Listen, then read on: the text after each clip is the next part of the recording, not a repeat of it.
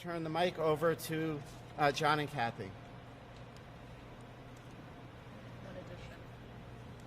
Thank you. Good morning, and thank you, Representative Candelora, for inviting us here today. I am joined by my wife, Kathy. I call her my wounded warrior.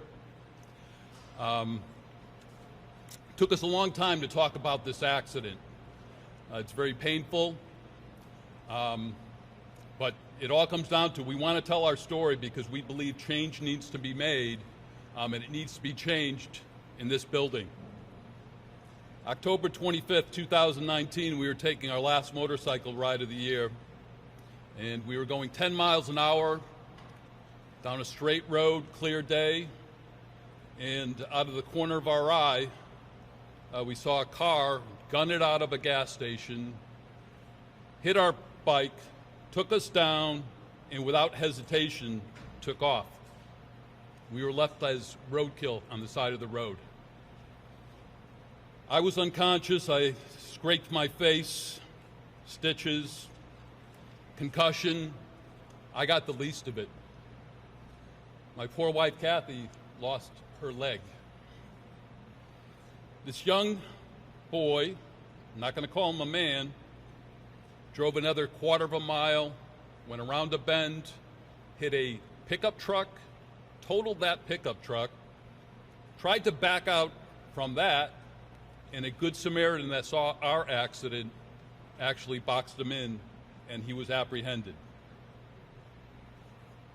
Believe it or not, he was not field tested, and that's a critical issue. Connecticut General Statute 414-224 is the hit and run law. When there is a serious accident, and this was serious injuries, there were serious injuries, okay, it's a felony count, and it calls for a prison term of 2 to 20 years. Kathy and I, believe me, we're compassionate people. We didn't think this was a 20-year case. I will say, however, that with the juvenile justice reforms back in 2010, during the Malloy administration, changes were made, and if you look at Section 46-127G, on the motion of a defendant, a case can be moved to juvenile court. Juvenile court, we know, is a joke. What happened with this case is it went youthful offender. And this young boy decided to take that charge, that plea, okay, was given a fixed sentence. He decided to re-argue the sentence, which brought us back in, brought us the pain again. My wife and I, family, had to go to the sentencing hearing. At the end of the day, the judge sided with our feelings. This was a 16-month case. He was facing 0 to 16 months. We had another recent little dagger that was driven through our heart. 2 weeks ago, this I should back up, this happened in July of 2021. 2 weeks ago, we got a letter by email stating that this defendant inmate would be released on January 24th, not having served 6 months of his sentence. We were supposed to be informed of any action on this case, a Savin, I believe it's called, report.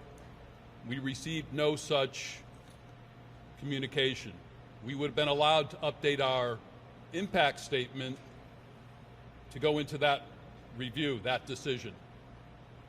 Have to say I got on the horn and did get a hold of parole and corrections. It took me some time, but they did research their records, and guess what? We were never notified of that hearing, and they've acknowledged that.